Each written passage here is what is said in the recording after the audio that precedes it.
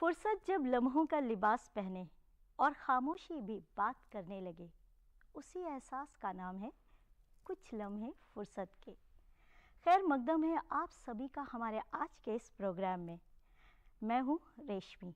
आदाब नाज़रीन, ये वो प्रोग्राम है जहाँ ज़िंदगी की मसरूफियत से कुछ लम्हे चुराकर हम बात करते हैं खुद से, अपनी पसंद से और ज़िंदगी के उन पहलुओं पर जहाँ पर एक औरत और ज़्यादा खूबसूरत बन सके। आपको इसी सिलसिले में बातचीत करने के लिए आज हमारे साथ स्टूडियो में मौजूद हैं फैशन की एक जानी मानी हस्ती जिनका नाम है सावेरी राज। तो आइए उनसे आज आपकी मुलाकात कराते हैं। सावेरी राज, आपका बहुत बहुत खैर मकदम है हमारे प्रोग्राम में। जी, मुझे बुलाने के लिए बहुत बहुत शुक्रिया। सावेरी, आपने अपनी पढ़ाई जो है इटली से की है। इटली को फैशन का कैपिटल माना जाता है, तो वहाँ पे पढ़ाई करने का आपका तजुर्बा, एक्सपीरियंस कैसा रहा, पर्सनली भी और आपने क्या वहाँ से प्रोफेशनली तौर पे भी? मैंने वहाँ जाके एक बहुत अलग तरह की ज़िंदगी देखी कि वहाँ सब लोग अपना सारा काम खुद करते हैं। अच्छा।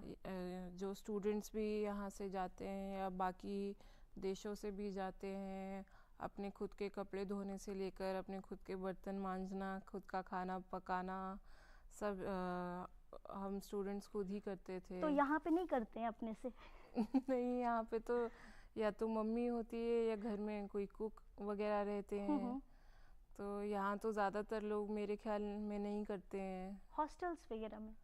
हॉस्टल्स वगैरह में भी मेस होती है, वहाँ तो अच्छा। मेस भी नहीं है। एक किस्सा है। हाँ, मुझे अपने स्टूडेंट परमिट के लिए जाना था। मेरी शिक्षा मिलान में हुई, इटली का जो सबसे बड़ा शहर है। उससे कुछ दूरी पे मुझे अपने स्टूडेंट परमिट के लिए जाना था। तो मुझे वहाँ की भाषा भी नहीं आती थी। अब तो मैंने फिर भी कुछ सीख लिए हैं। आजकल तो ऐप्स भी आती हैं काफ़ी सारी सीखने के लिए। उस समय मुझे नहीं आता था, तो टैक्सी भी कैसे बुलाएं। अच्छा, तो वहाँ पे इटालियन क्या वो? वहाँ पे इटालियन ही बोली जाती है और इंग्लिश कम ही बोली जाती है। यहाँ तक कि जो वहाँ पे सरकारी कर्मचारी हैं वो भी इटालियन में ही आपसे वार्तालाप करते हैं, क्योंकि वहाँ पे नौकरी की रिक्वायरमेंट नहीं है अंग्रेज़ी। वहाँ पे अगर आपको इटालियन आती है, जो उनकी मातृभाषा है, उतना पर्याप्त माना जाता है। इटली से जब अपनी पढ़ाई करके इंडिया में आई, तो क्या मैं को आपने अपने डिज़ाइंस में इटली की वो छाप, इटली की वो झलक देखने को मिलती है आपके डिज़ाइंस में? ये मुझे अक्सर सुनने को मिला है कि आपके काम की सराहना ज़्यादा शायद विदेशों में हो सकती है, लेकिन मुझे ऐसा नहीं लगता। मुझे लगता है कि देश में भी जितना अभी तक सम्मान मिला है वो तो काफ़ी है। विदेशों में भी मिला है। जैसे अभी पिछले महीने ही एक ब्यूटी पैजेंट के सिलसिले में मैं इटली गई थी। अच्छा। और क्योंकि मैं वहाँ पे एक कंटेस्टेंट की ऑफिशियल डिज़ाइनर थी पैजेंट में, जैसे हमारे यहाँ मिस इंडिया होता है उस तरह से वहाँ पे मिस यूरोप कॉन्टिनेंटल एक पैजेंट होता है। मेरे ख्याल में तो अब इंडियन डिज़ाइनर्स को रिस्पेक्ट मिल रही है। जैसे अभी आपने बोला इंडियन डिज़ाइनर्स को, तो पिछले मतलब कुछ सालों से हम देख रहे हैं कि हमारे जो इंडियन फैशन डिज़ाइनर्स है उनको विदेश में भी अच्छा उनको पहचान मिल रही है, उनकी बहुत इज्जत बढ़ गई है। जैसे कि पेरिस फैशन वीक में एक साथ 3 डिज़ाइनर्स का वहाँ पहुँचना। एक भारतीय होने के तौर पे इससे बहुत गर्व महसूस होता है, जाहिर सी बात है। अब जैसे आप जो कह रहे हैं पेरिस फैशन वीक में, ये 2 साल पहले हुआ था कि इकट्ठे गौरव गुप्ता, अमित अग्रवाल और वैशाली शादुंगले साथ में पेरिस फैशन वीक में थे। तो ये काफ़ी बड़ी उपलब्धि है। एक जैसे मैं इसको इस तरह से देखती हूँ, जैसे 80 के दशक को माना जाता है कि ये जापानीज डिज़ाइनर्स का दौर था, जब ढेर सारे जापानीज डिज़ाइनर्स की एंट्री हुई इंटरनेशनल फैशन में। अच्छा। तो अब मुझे लगता है कि इंडियन डिज़ाइनर्स के साथ भी कुछ ऐसा ही हो रहा है। मनीष मल्होत्रा या फिर ये आपके अमित अग्रवाल, ये सब तो बहुत सीनियर हैं हमसे, लेकिन जो हमसे 10 साल पहले जिन्होंने हमसे काम शुरू किया, जैसे ध्रुव कपूर, कनिका गोयल, इन लोगों की भी बहुत सराहना होती है। ये लोग भी मिलान फैशन वीक में रेगुलर हैं। तो मुझे लगता है कि ये इंडियन डिज़ाइनर्स के लिए बहुत अच्छा दौर है। वाकई बहुत अच्छा। और मैं यही अभी पूछने वाली थी कि आपके लिए कौन इंस्पिरेशन है?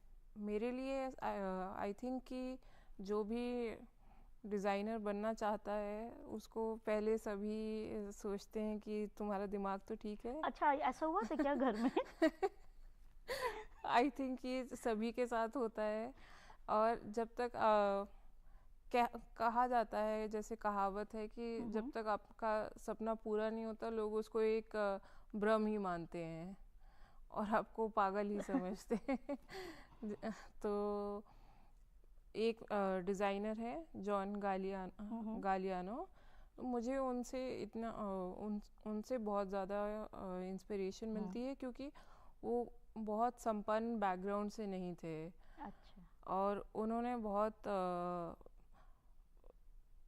आर्थिक संघर्ष भी किया, बहुत मेहनत करके वो आगे अपने मुकाम तक पहुंचे। जी। हाँ। और उनको इंडस्ट्री में ऑलमोस्ट 40 साल हो गए हैं। अच्छा। और उनके अंदर वर्सेटिलिटी बहुत है। वो डियोर के लिए भी कर चुके हैं और अपने लेबल के लिए भी कर चुके हैं, और उन्होंने बहुत तरह के प्रोजेक्ट्स किए हैं। वैसे तो मुझे इंडियन डिज़ाइनर्स में मनीष मल्होत्रा जी सबसे ज़्यादा पसंद है, क्योंकि उनका काम एक वो उनमें जो फैक्टर है एवरग्रीन रहता है वो, और वो लकीर के फ़कीर नहीं है। वो एक्सप्लोर बहुत करते हैं चीज़ों को। जो उनके मेट गाला के आउटफिट्स थे इस साल, मेरे ख्याल में उन्होंने 3 सेलिब्रिटीज़ को ड्रेस किया था।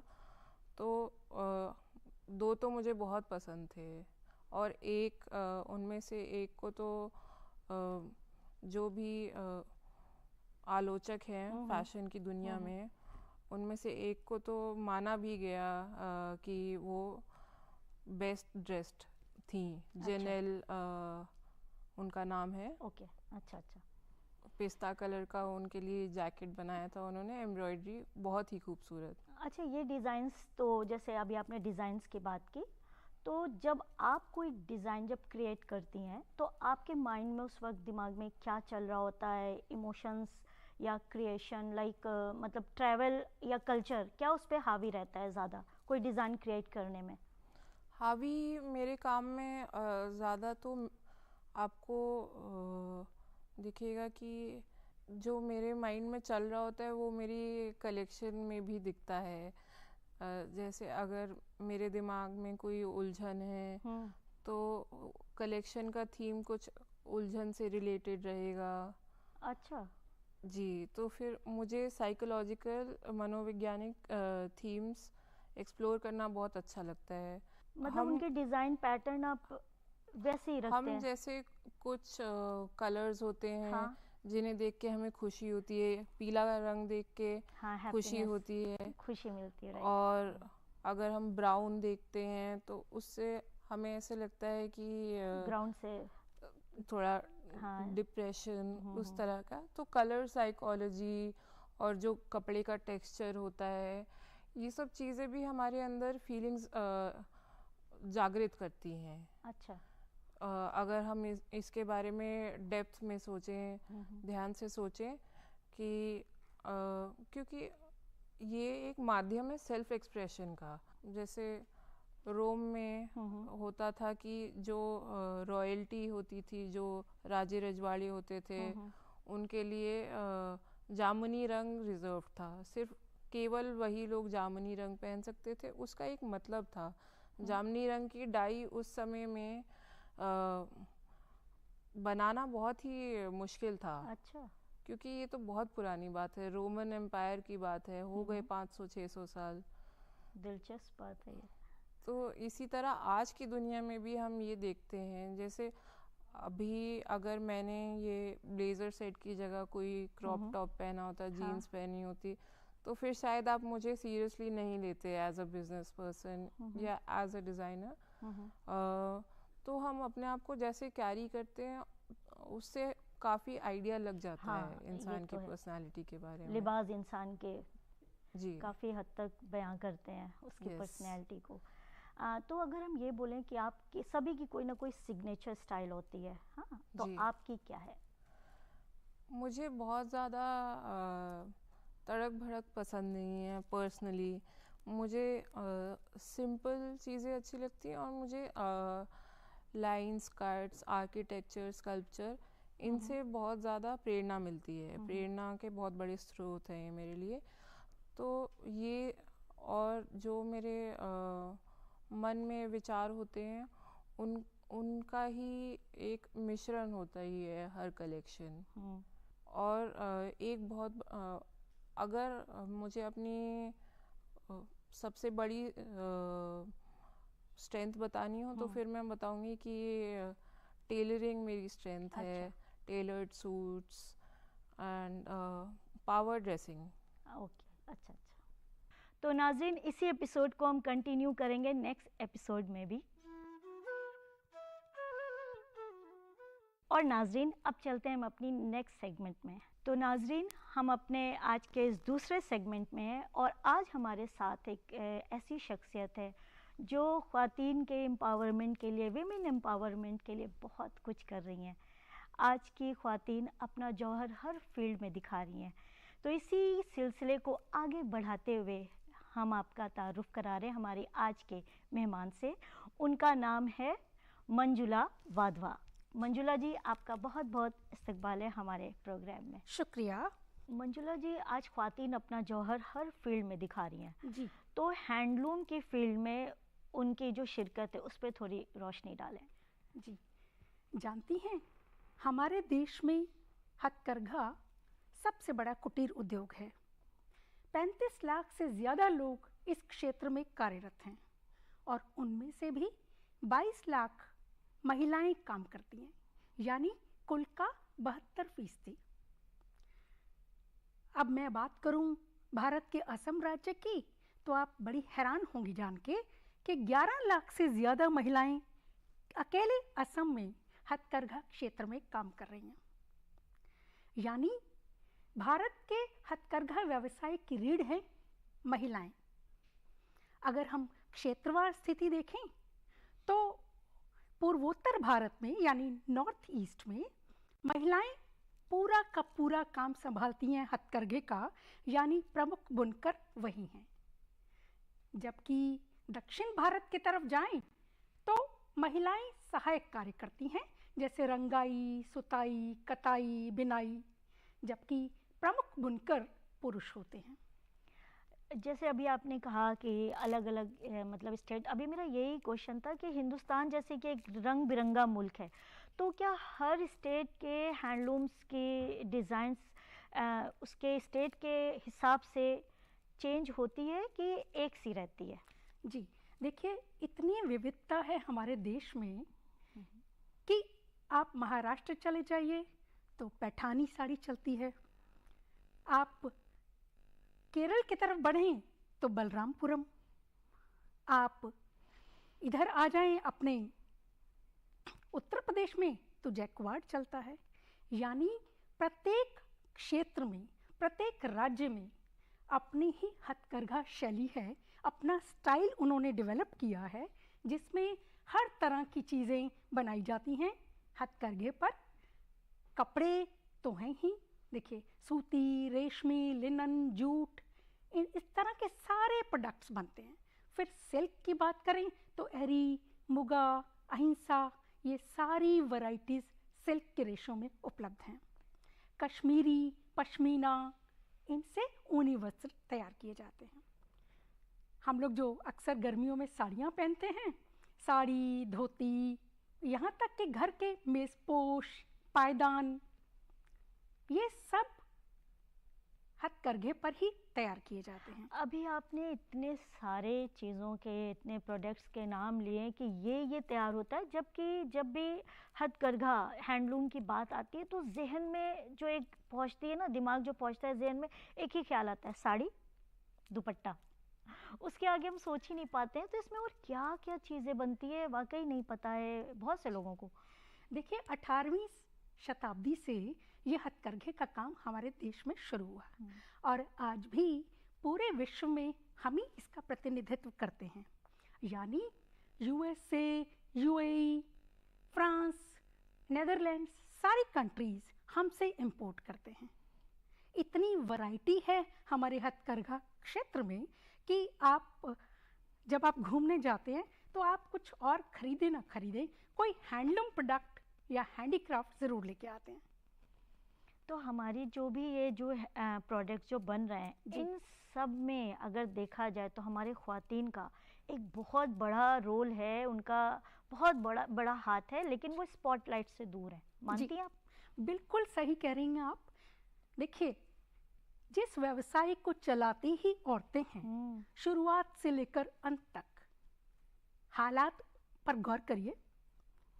ना तो जमीन जायदाद उनके नाम पे है, ना फाइनेंशियल मैटर्स में वो डिसीजन ले पाती हैं क्योंकि पितृसत्तात्मक समाज है, मेल डोमिनेटेड सोसाइटी। सही। एज अ रिजल्ट वो घर की चार दीवारी तक कैद होकर रह जाती हैं। बैंकों से लोन नहीं ले पाती क्योंकि कोलैटरल सिक्योरिटी कहाँ से लाएं? वो तो सब कुछ पुरुषों के नाम में है। घर के बिचौलियों पर यानी मिडिलमैन पर डिपेंडेंट हो जाती हैं। रिजल्ट ये होता है कि वो अच्छा खासा प्रॉफिट मार्जिन इनका ले लेते हैं। आज भी भारत की महिलाएं साहूकारों के चंगुल में फंसी हुई हैं। एक बार लोन के लिए साहूकारों के चंगल में अगर फंस जाएं तो उस दुष्चक्र से निकलना बेहद कठिन होता है। दूसरी बात, देखिए, उन पर गृहस्थी का बोझ पहले से है पूरा का पूरा। घर परिवार, बच्चे, इन सब के साथ वो दिन भर हथकरघे पर भी काम करती हैं, लेकिन कोई वित्तीय प्रतिफल यानी फाइनेंशियल रिटर्न उनको मिलता ही नहीं है। अगली बात ये है कि देखिए, डिजिटल लिटरेसी आज की युग की ज़रूरत है। ये आईटी का ज़माना है, लेकिन उनके पास तो स्मार्टफोन तक नहीं होता। आप गांव देहातों में जाइए, घूंघट पहने हुए महिलाएं हथकरघे पर काम तो कर रही हैं, ताना बाना सब बना रही हैं, परंतु उनके पास होता है एक पुराना सा 2000-1500 वाला फ़ोन। अब वो डिजिटल लिटरेसी कहाँ से आए उनके पास? जब तक वित्तीय साक्षरता नहीं आएगी तो बाजार में क्या पसंद नापसंद चल रही है ग्राहकों की, क्या नए डिज़ाइन आ रहे हैं, उसका पता उसे कैसे चलेगा? ये सारी समस्याएं हैं, चुनौतियां हैं जिनसे हमारी महिलाएं हर रोज़ रूबरू होती हैं। वाकई ये काफ़ी मुश्किल काम है उनके लिए, और बहुत अच्छा ये एक ज़रिया है जो घर में रह रही हैं, है ना ख्वातीन, और इस तरह से वो अपना एक रोज़गार के लिए एक ज़रिया और कुछ कमा लेती हैं उससे। लेकिन हमारी गवर्नमेंट ने भी बहुत सारी स्कीम्स इसके लिए चलाई है और इंस्टीट्यूशन ने भी, तो और क्या कुछ करना इसमें बाकी है?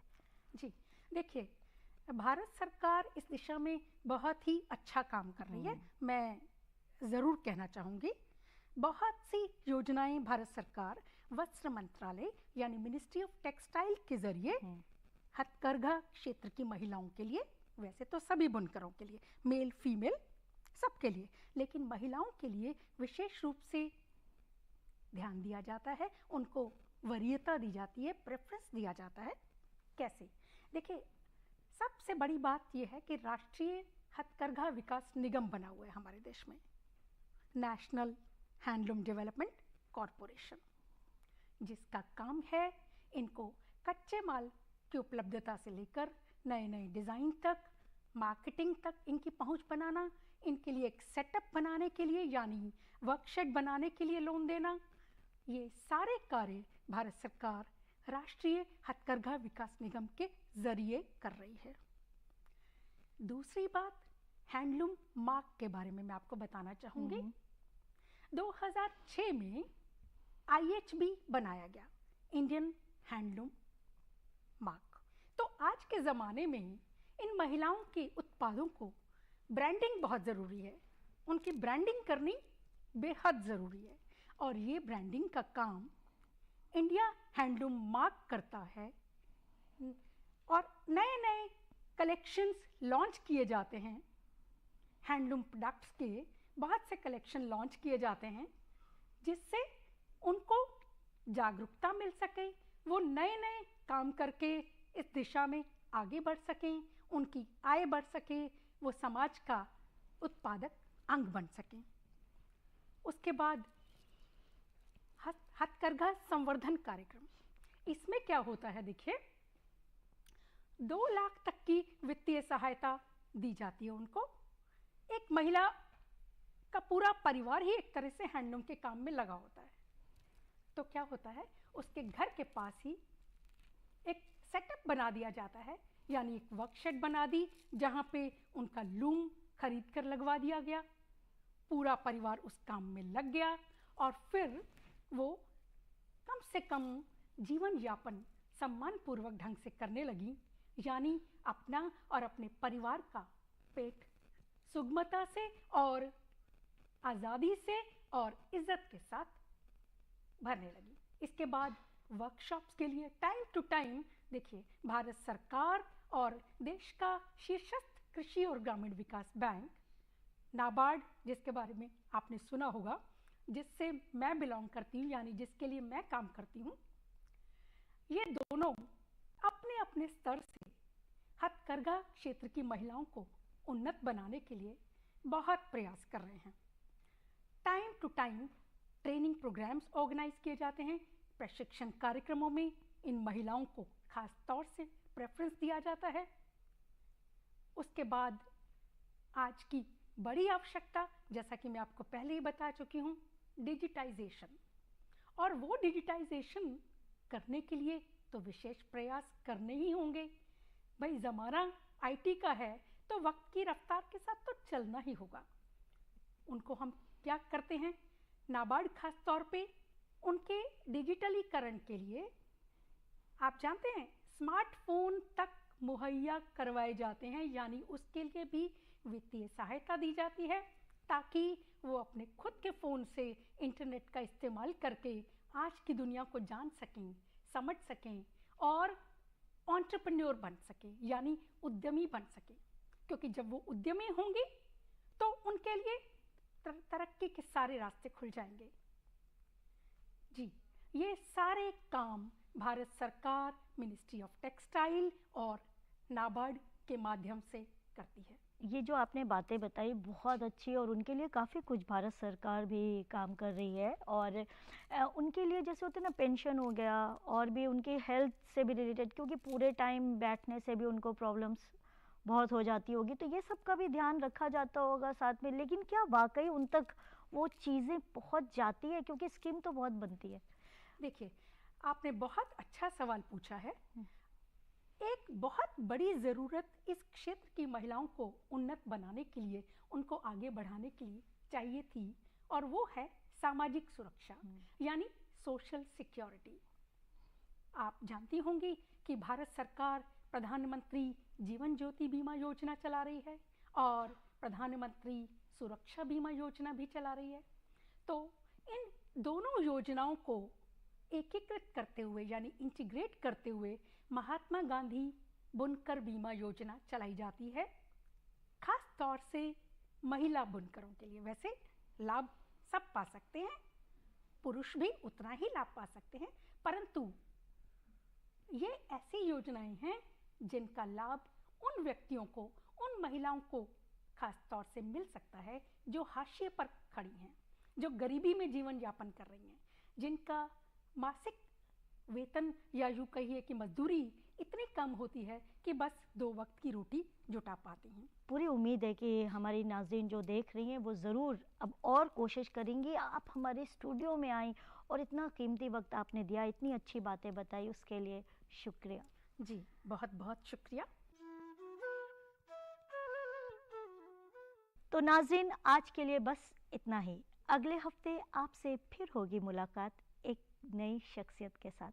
तब तक के लिए दीजिए इजाज़त। आदाब।